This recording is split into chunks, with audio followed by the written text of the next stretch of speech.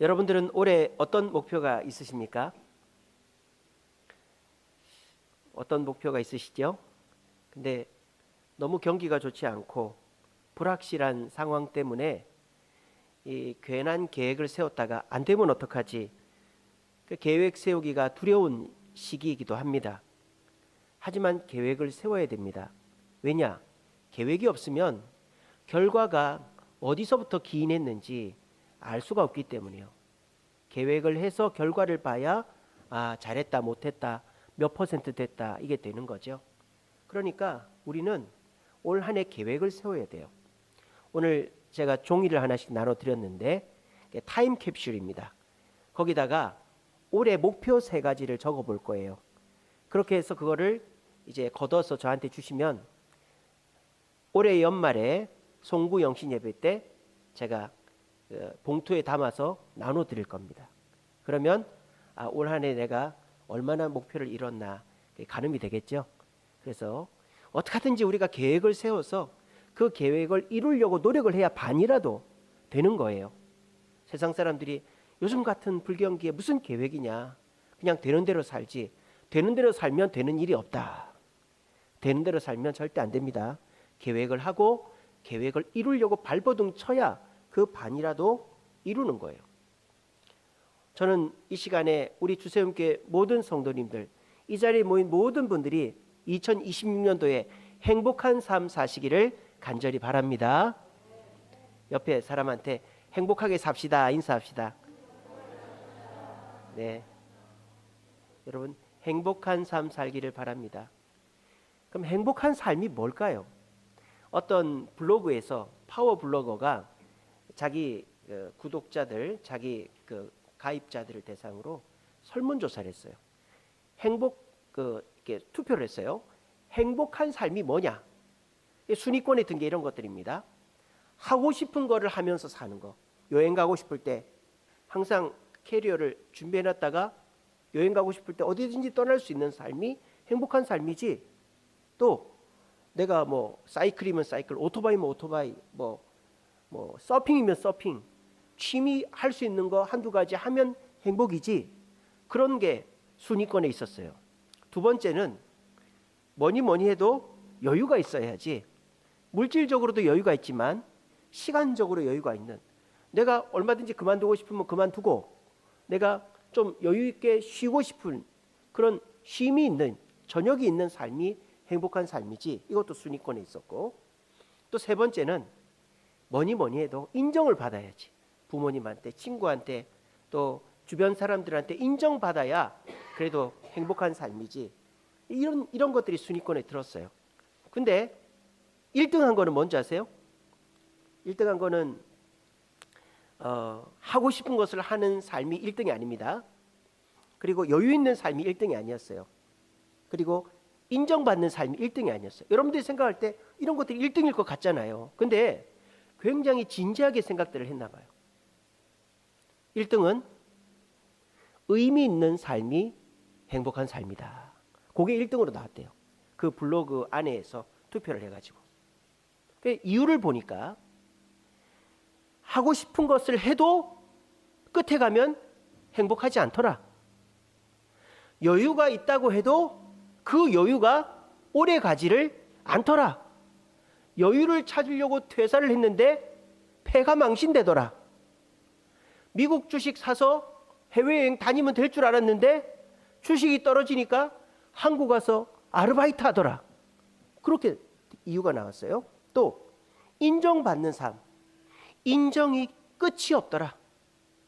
내가 특정 대상한테 인정을 받았다고 그 인정이 끝이 나는 게 아니더라.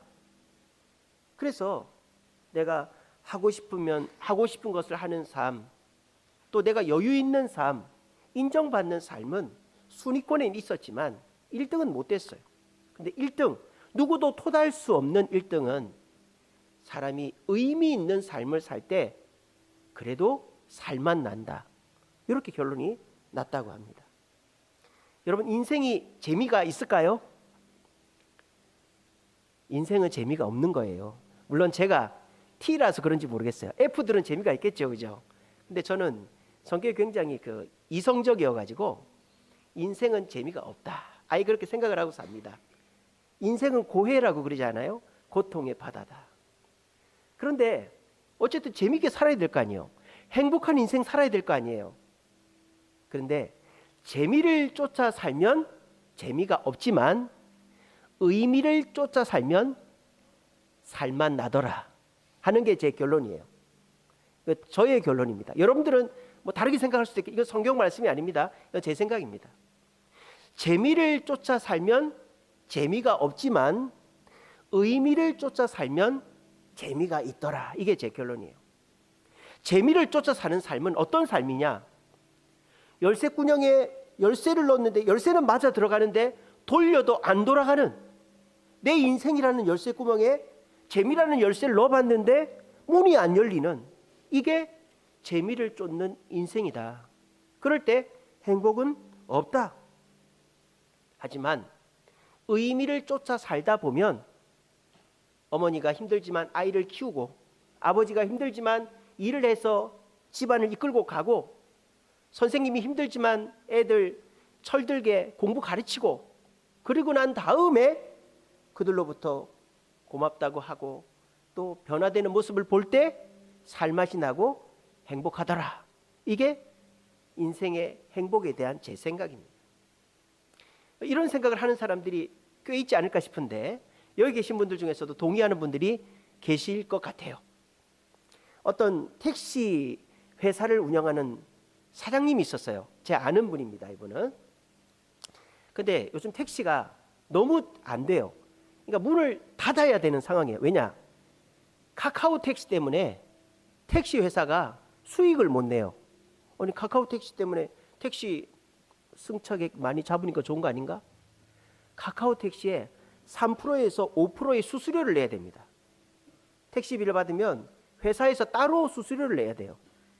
근데 카카오 택시가 우리나라 택시의 95%를 장악하고 있기 때문에 카카오 택시 마음이에요.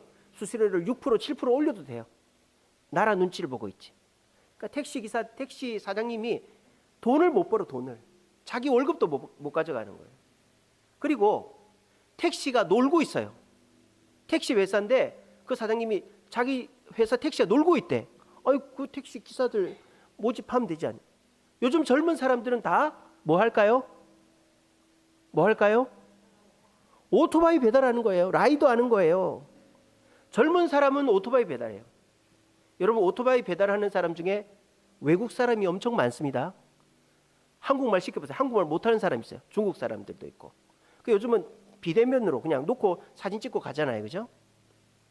그래서 이 젊은 사람들은 다 배달, 또 쿠팡 이런 거 하고, 이 택시 운전의 75%가 60세 이상이랍니다. 그러니까는 그 60세 이상도 못 구해가지고 차가 놀고 있다는 거예요. 택시 사장님이. 그리고 그 택시 사장님이 이제는 곧 문을 닫아야 될 것 같대. 왜냐하면은 이 자율주행 택시가 나오면은 이 택시가 못 당하는 거죠. 왜냐하면은 자율주행의 종점은 뭡니까? 집에 있는 차가 택시 영업을 하게 하는 게 자율주행의 마지막 아닙니까? 그죠?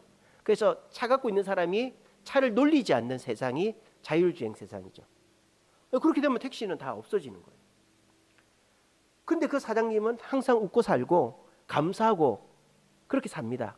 왜 그럴까요? 그 사장님은 재미에 삶의 의미를 두지 않아요. 그 사장님은 어떤 삶의 행복을 두느냐? 그래도 내가 이 회사 문 안 닫아서 우리 직원들, 그리고 우리 직원 가족들이 생계가 유지가 되지 않냐? 그러니까 이거 내가 문 닫으면 안 되지. 그렇게 얘기를 하더라고요. 정신승리 같이 들리시겠지만은 정신승리가 아니라 그 사장님은 행복한 삶을 살고 있는 거예요. 옛날에 택시가 호황일 때보다 돈을 못 벌지만은, 돈도 못 벌고 여유도 없고 또 뭐 재미도 없지만은, 그래도 직원들, 그래도 생계가 막막해서 택시라도 하려고 오는 사람들한테 생활의 길을 열어줄 수 있는 것 자체가, 그래도 내가 그렇게 하는 것이 뿌듯하고 감사하다. 그러니까 인생의 의미를 찾으니까, 택시 사업의 의미를 찾으니까 행복하더라 하는 거예요. 여러분, 재미를 쫓으면 재미가 없어지지만 의미를 쫓으면 재미를 찾게 됩니다. 그럼 오늘 이 전도서 말씀에서 우리 삶의 의미가 뭐냐? 솔로몬이 말하는 삶의 의미가 뭔지를 한번 살펴보도록 하겠습니다. 솔로몬은요, 부귀영화를 다 누린 사람. 여러분들이 원하는 거 다 누렸어요. 돈도, 명예도, 여자도, 뭐 집도, 차도, 뭐 하여간에 솔로몬은 못 누린 게 없어요. 솔로몬이 한 해 세금으로 거둔 게 금 666달란트라 그랬어요. 이게 톤으로 따지면 25톤. 25톤을 오늘날 돈으로 따지면은 2조 6천억 원. 매년 2조 6천억 원이 세금으로 들어오는 거예요. 어마어마한 부자죠. 지금 일론 머스크가 그렇지 않습니까? 여러분, 일론 머스크 재산이 얼마일까요? 재산이 빵원입니다. 아니 목사님, 일론 머스크는 재산이 빵원인데 어떻게 전 세계 부자죠? 일론 머스크는 저축한 돈이 없어요. 뭐 집, 차 이런 거 없어요. 자기 소유가 없어요. 그럼 일론 머스크의 재산은 다 뭐죠? 뭐죠? 그렇죠, 주식이죠. 그럼 일론 머스크는 뭐 주식은 현금화할 수가 없잖아요. 일론 머스크는 그 무슨 돈 쓰고 살까요? 주식을 담보로 은행에서 대출을 받는 거죠. 그럼 은행은 그 주식이 어마어마하니까 대출 받은 돈은 그 재산으로 안 칩니다. 그죠? 그러니까 일론 머스크는 재산이 빵원이에요. 엄청 똑똑한 양반이죠. 예, 참 세금 안 내려고 별의별 짓을 다 하는 거예요. 그래서 일론 머스크도 가만히 있어도 주식이 올라갔다 내려갔다 하면 돈을 벌잖아요. 일론 머스크만큼이나 돈 벌었던 사람이 솔로몬이에요. 그리고 솔로몬 부인이 몇 명이었다? 1000명이었다. 부인 얼굴, 자식 얼굴 기억했을까요? 부인이 1000명이었다. 그리고 솔로몬은 지혜의 왕이었죠. 하나님이 주신 지혜를 가지고. 그래서 다른 나라에서 솔로몬의 지혜를 배우러 올 정도로 솔로몬은 똑똑한 사람이었어요. 그러니까 솔로몬은 다 누렸어요. 다. 여러분들이 원하는 거, 돈, 명예, 인기, 뭐 권력, 뭐 이런 거 다 누렸어요. 근데 솔로몬이 맨 마지막 가서 재미가 없네. 돈도 재미가 없네. 인기도 재미가 없네. 여자도 재미가 없네. 권력도 재미가 없네. 여러분, 이 말을 에이, 나도 그렇게나 대보고 한번 그런 얘기 했으면 좋겠다, 그러지 마세요. 그렇게 해본 사람이 그렇다면 그냥 그런가 보다, 이렇게 하시면 됩니다.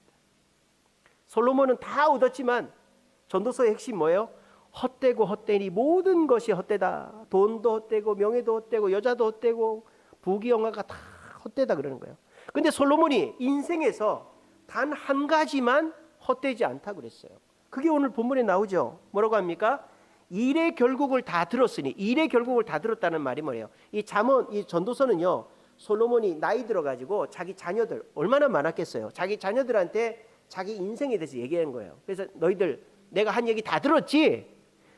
그런데 내가 한 얘기 다 헛된 거 알고 있지? 근데 하나만 진짜다. 그러면서 뭐라고 하느냐? 하나님을 경외하고 그의 명령을 지켜라. 너희들 하나님을 경외하고 하나님 명령을 지켜라. 그게 사람의 본분이다. 그게 사람이 살아가는 의미다. 의미를 쫓아야 행복하지 부귀영화, 돈, 권력, 여자, 명예 이런 거 아무짝에도 쓸모가 없다. 너희들 알았지? 그렇게 얘기하고 솔로몬이 죽은 거예요.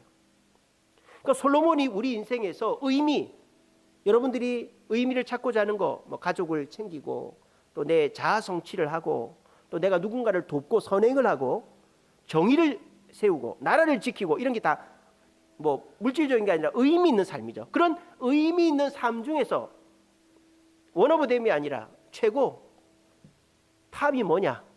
하나님을 경외하는 것이다. 그래서 저는 여러분들이 올 한 해 계획을 세울 수 없을 정도로 정말 2026년도가 두렵지만은 올 한 해 계획을 세운다면 그 계획 중 하나를 하나님 경외하기로 세웠으면 좋겠다 하는 거예요. 뭐 그렇다고 해서 여러분들이 하나님 경외하기만을 쫓으라는 거 아니에요. 여러분들의 가정의 목표, 직장의 목표, 개인적인 목표, 그런 거 목표로 세우십시오. 목표는 세우면 좋습니다. 왜? 세워놓고 노력하면 반이라도 이루니까. 여러분, 목표가 있는 삶을 살아야 돼요. 근데 그런 목표들 중에서 저는 하나님을 경외하는 삶을 살아야지 하는 거를 새해 목표로 삼아 보기로 제가 권면을 합니다. 한번 해보세요. 오늘 제가 종이를 드립니다. 그 종이에다가 3개 여러분들 목표 뭐 3개에서 한 5개 정도 쓰고 종이는 내야 되니까 사진을 하나 딱 찍어 놓으세요. 그리고 그거를 보고 내가 이 목표를 이뤄야지 한번 다짐을 하고 살아보시면 없던 기회도 생기고 없던 열정도 생겨가지고 우리 연말 가가지고 그 중에 5개 뭐 3개 중에 한두 개는 꼭 이루어져 있을 거예요. 그 중에서 저는 여러분들이 하나님을 경외하는 거, 그것을 새해 목표로 세우면 어떤 목표보다도 더 여러분들을 행복하게 해줄 수 있다라는 저는 확신이 있습니다. 저도 이렇게 하루를 이렇게 힘들게 살고 집에 들어갈 때 뭐 제가 돈을 버는 사람도 아니잖아요. 제가 뭐 이렇게 뭐 수익 활동을 하거나 여러분들처럼 뭐 이렇게 그런 거 하는 사람이 아니잖아요. 그러니까 어떻게 보면은 어떨 때는 그런 마음이 들어요. 내가 하루 종일 뭘 했나? 그냥 교회에 있으면서 뭐 책이나 보고 전화나 받고 사람이나 만나고 내가 하루를 뭘 했지? 내가 뭐 돈을 벌었나? 내가 뭐 일을 했나? 나는 아무짝에도 쓸모없는 일만 하고 있나? 뭐 그런 자괴감이 막 들 때가 있어요. 근데요, 그럴 때 제가 어떻게 해서 마음을 다잡느냐? 그래도 내가 누군가를 행복하게 하고, 그래도 내가 남들이 안 하는 일을 하고, 그래도 내가 하나님이 기뻐하는 일을 했지. 그러니까 나는 오늘 하루 잘 살았어. 저는 그렇게 제 자신을 도닥거리고 집으로 들어갑니다.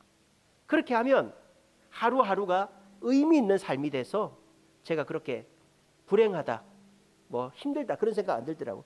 또 그렇게 내가 의미를 쫓아서 남을 돕고 또 내가 미래를 준비하고 하나님을 기쁘시게 하는 삶을 살았더니 결과적으로 내가 원하는 뭐 물질이나 성공이나 그런 것들이 다 주어지더라.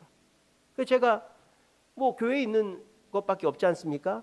근데 우리 집에 애가 넷이고 또 제가 뭐 그렇게 큰 돈 버는 사람도 아닌데 저희가 빚 없이 그냥 서울에서 애들 잘 키우면서 살고 있습니다.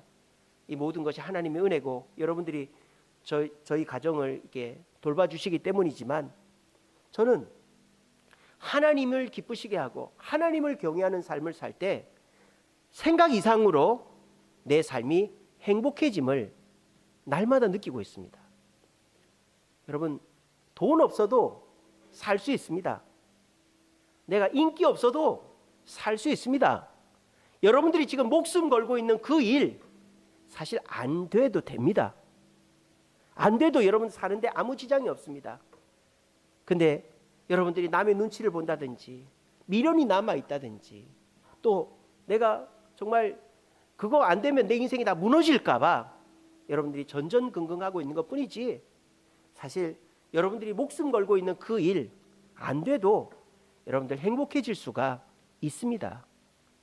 이 사실을 한번 생각해 보시면서 우리 삶의 목표에서 하나님을 경외하기, 이것을 새해 목표로 한번 삼으셔가지고 하나님을 경외하는 의미 있는 삶을 살 때 내가 새해에 어떻게 행복해지는가를 돌아보심으로 새해에 하나님을 경외하여 의미 있는 삶 살아서 행복을 누리는 저와 여러분 되기를 간절히 바랍니다. 자, 그러면 하나님을 경외한다라는 거가 뭐 어려운 말이죠. 경외 쓰지도 않잖아요, 그죠? 경외한다라는 게 뭔지를 제가 간단히 설명을 드릴게요. 3가지입니다. 첫째는 하나님을 두려워하는 것입니다. 마태복음 10장 28절입니다. 몸을 죽이는 자를 두려워하지 말고 몸과 영혼을 죽일 수 있는 자를 두려워하라. 하나님은 우리 몸을 해치는 정도가 아니라 우리 영혼이 지옥에 가냐 천국에 가냐를 결정하는 분입니다.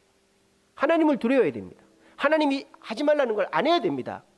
자, 그러면 아유 하나님 무서워해라 말인가? 교회는 막 겁박하는 곳인가? 그렇게 들리십니까? 그 뜻이 아니라 하나님을 기준 삼으라는 것입니다. 하나님을 기준 삼아서 하나님 기준 안에서 있을 때 우리는 행복하다라는 거예요. 자, 우리 두려운 것들이 많습니다. 자연도 두렵고 사람도 두렵고 미래도 두렵습니다. 하지만 하나님을 두려워하여 하나님 안에 있으면 사람이 두렵지 않게 됩니다. 하나님 안에 있으면 자연이 두렵지 않습니다. 그 기독교인들이 저 뭐 히말라야도 가고 저 남극도 가고 저 바다도 들어가고 그렇지 않습니까? 기독교인들은 하나님과 함께하면 두렵지 않습니다. 그리고 기독교인들은 미래가 두렵지 않습니다. 이게 뭐예요? 하나님을 두려워한다라는 것은 뭐 우리가 막 뭐 겁박당하고 막 이렇게 뭐 사정하고 이런 게 아니라 다른 것을 두려워하지 않게 되는 효과가 있다는 거예요. 그래서 올 한 해 하나님을 경외하는 것의 첫 번째는 하나님을 두려워하는 거예요. 요즘 사람들이 하나님을 두려워하지 않습니다. 버젓이 신문 광고에 신은 죽었으니 마음대로 하세요. 그런 사람들이 끝에 가서 후회합니다. 여러분, 하나님은 살아계시고 하나님 우리를 지켜보고 계시고 우리는 하나님의 자녀되었기 때문에 그 하나님을 두려워할 때 우리 인생에 의미가 있고 행복이 있는 줄로 믿으시기를 바랍니다. 두 번째 경외가 무슨 말이냐? 경외는 하나님을 사랑하는 거예요. 여러분, 새해 목표를 하나님을 사랑해 보세요. 하나님을 사랑하면 어떤 일이 벌어지느냐? 시편 103편 13절입니다. 시편 103편 13절. 하나님을 경외하는 자를 하나님이 긍휼히 여기신다 그랬어요. 자, 하나님을 사랑하면 하나님이 그 사람한테 복을 주고 돌봐준다 이 말이에요. 여러분들이 어려움 당할 때 제일 먼저 찾는 사람이 누굴까요? 부모님, 친구, 나를 도와줄 만한 사람이 아닙니다. 나를 제일 사랑하는 사람을 찾아요. 제가 제일 먼저 찾는 사람 누굴까요? 저기 앉아 있잖아요. 제가 요즘에 등이 가려요, 등이. 그래가지고 약도 먹고 하는데 피부가 안 좋아가지고 건조해가지고 애들한테 로션 좀 발라달라 그러면은 발라주는데 등에 엄청 싫어합니다. 막 등에 막 이렇게 막 뭐 이렇게 딱지도 있고 이러니까.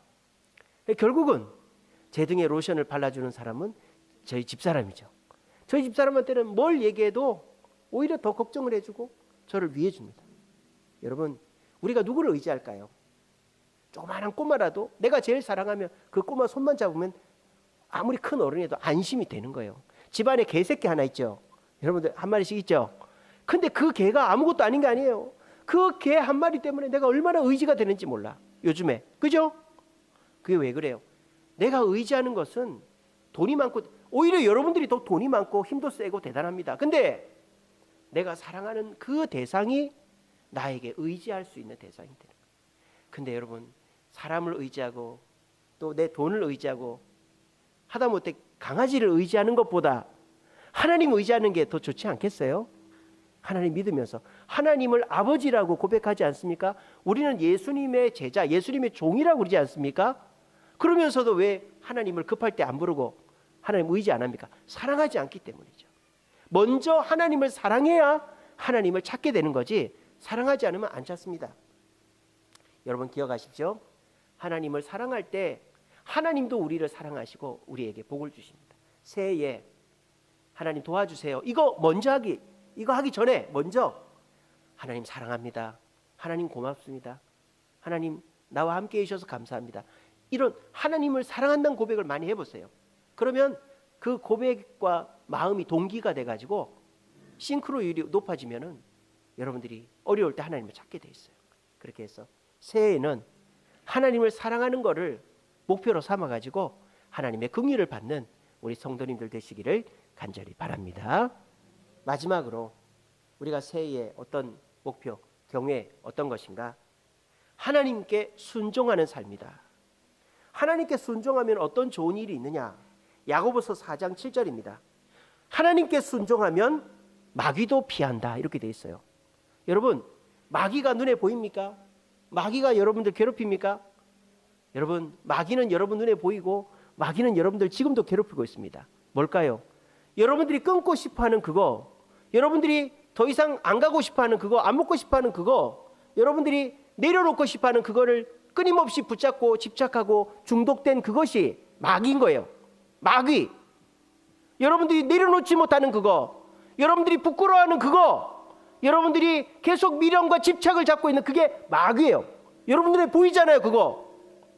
그리고 그게 여러분들을 쥐고 흔드는 거예요. 근데 여러분들이 끊지 못하는 그것을 끊게 해주는 분이 하나님이다라는 거예요. 어떻게 하면 하나님 뜻에 순종하면 하나님은 여러분들의 리미트를, 제한을 풀어주시는 분이 하나님이에요. 영국의 육상 선수 중에 로저 베니스터라는 사람이 있었어요. 로저 베니스터. 이 사람이 육상 선수인데 그때 당시에 어떤 그 리미트가 있어요. 제한이 있었어요. 뭐냐? 육상 선수가 1마일을 4분 안에 뛰면 4분 안쪽에 3분 몇 초 이렇게 뛰면 심장이 터져 죽는다. 이런 리미트 제한이 있었어요. 그래서 선수들이 4분을 못 넘는 거예요. 육상 선수가. 여러분 요즘에 1마일이 가늠이 안 되시죠? 1마일은 1.6km입니다. 여러분 1.6km를 4분 안에 뛸 수 있을까요? 없을까요? 충분히 뜁니다. 아마 여기서도 젊은 애들은 뛸 거예요. 100m를 뭐 15초 이렇게 뛴다 치면은 4분이 뭡니까? 그죠? 그러니까 요즘은 육상하는 애들은 다 1.6km를 4분 안에 뜁니다. 근데 최초로 1.6km 1마일을 4분 안에 뛴 사람, 이 사람이 로저 베니스터인데 이 사람이 3분 59초에 뛰었대요. 심장이 터졌을까요? 안 터졌을까요? 안 터졌죠. 이 사람은 그걸 알고 있었어요. 4분 안에 뛰어도 심장 안 터진다는 걸. 왜 알았느냐? 로저 베니스터는 의대생이었어요. 의대생이면서 육상을 취미로 했어요. 그러다 보니까 자기가 신체 구조, 심장 이런 걸 아무리 봐도 1마일을 1.6km를 4분 안에 뛸 수 있겠는데 사람들이 왜 그 겁이 나서 못 뛰지? 뛰어보니까 안 죽는 거예요. 그리고 발표를 한 거예요. 저 의대생인데 저 육상도 취미로 하는데 1마일을 3분 몇 초에 뛰어도 안 죽습니다. 이랬더니 그 다음부터 그 리미트가 풀려가지고 다 그거보다 더 빨리 뛰는 거예요. 여러분들이 지금 안 돼. 이거 못 벗어나. 어쩔 수 없어. 어쩔 수 없어. 어쩔 수 없어라고 말하는 그게 마귀의 음성이에요. 알겠어요? 그 마귀의 음성을 벗겨주는 분이 예수님이에요. 그거 안 해도 여러분들이 지금 이거 안 하면 나 행복하지 않아. 안 해도 행복하고요. 그거 안 해도 사람 안 잃어버리고요. 그거 안 해도 여러분들 뭐 돈 벌 수 있습니다. 마귀가 너 이거 안 하면은 너 인생 끝나. 너 뭔 재미로 살 거야. 사람들 어떻게 볼래? 그게 마귀의 리미트예요. 제한. 로저 버니스트가 나 의대생입니다. 1마일 4분 안에 뛰어도 안 죽습니다. 그 말을 사람들이 의대생이니까 믿고 했더니 순종했더니 4분 안에 다 뛰는 거예요. 우리도 마찬가지입니다. 하나님께 순종하면 마귀의 리미트에서 자유하는 거예요. 그러면 우리의 삶에 행복이 찾아온다라는 것입니다. 여러분 새해의 목표 중에 하나님을 경외하는 삶 요거를 한번 잡아보세요. 그리고 하나님을 경외한다라는 거는 이제 구체적으로 말하면 하나님을 두려워하고 하나님을 사랑하고 하나님을 순종하면 여러분들의 삶 속에 하나님이 의미와 행복을 주신다. 이 사실을 기억하시고 새해에 꿈꿀 수 없는 이 시대 하지만 계획을 세우는데 하나님과의 관계 속에서 하나님을 경외하는 계획을 세우셔서 어렵고 힘들지만 그 속에서도 의미를 찾고 행복을 누리는 온 주샘교회 성도들 되시기를 간절히 바랍니다. 말씀을 맺겠습니다. 여러분 생텍쥐베리 아시죠? 프랑스의 소설가 어린 왕자라는 소설을 쓴 사람인데요. 이 사람이 성체, 캐슬, 성체라는 잠언집을 썼어요. 그러니까 이 성체라는 건 소설이 아니고 잠언하고 비슷합니다. 이 생텍쥐베리가 아프리카 사막에서 살았었잖아요.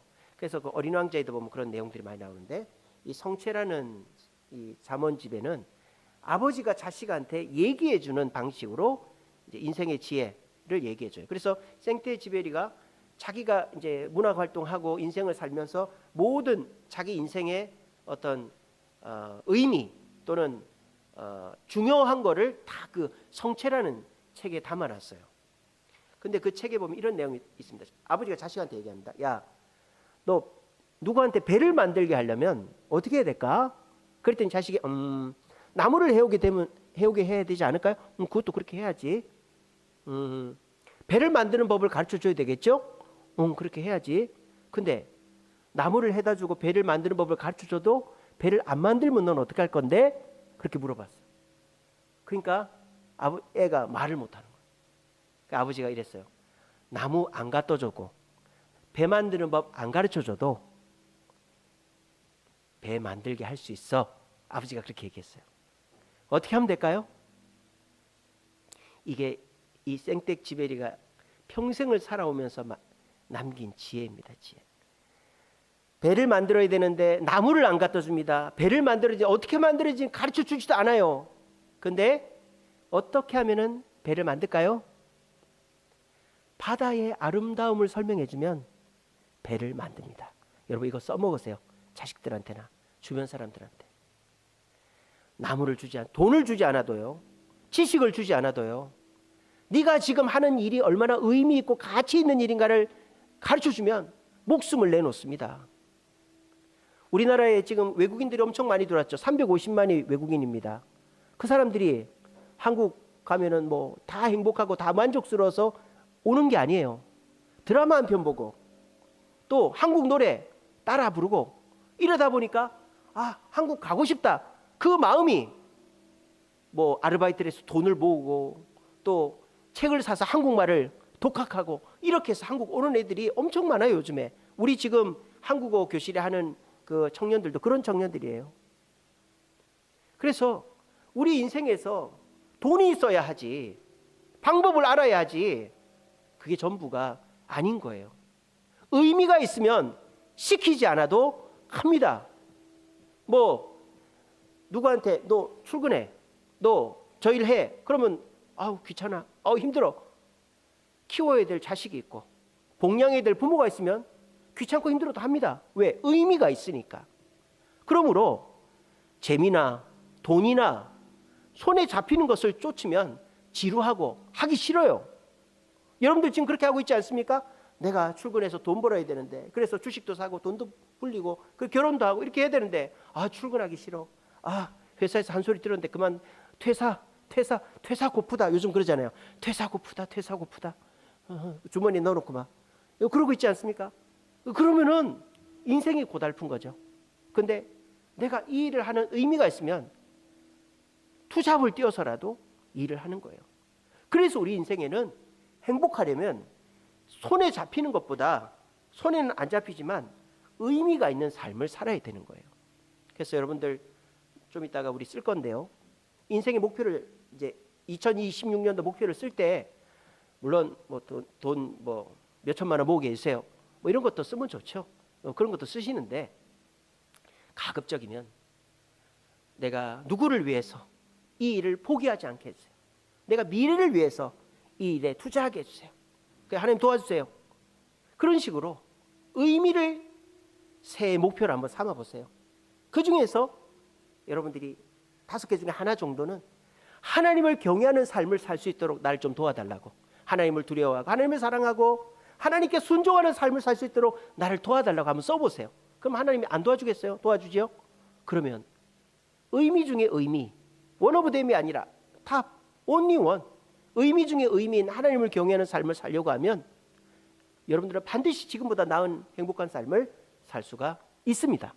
이 사실을 한번 곰곰이 생각해 보시고, 여러분들 새해에 너무 힘들고 어렵다 이렇게만 생각하지 마시고 계획을 세워야 반이라도 얻는다 생각하시고, 내가 여러 가지 계획보다도 의미 있는 계획을 세워야지 그렇게 생각하시고, 그 의미 중에서 하나님을 경외하는 삶을 살아서 여러분들의 삶에 행복이 가득한 2026년 되시기를 간절히 바랍니다.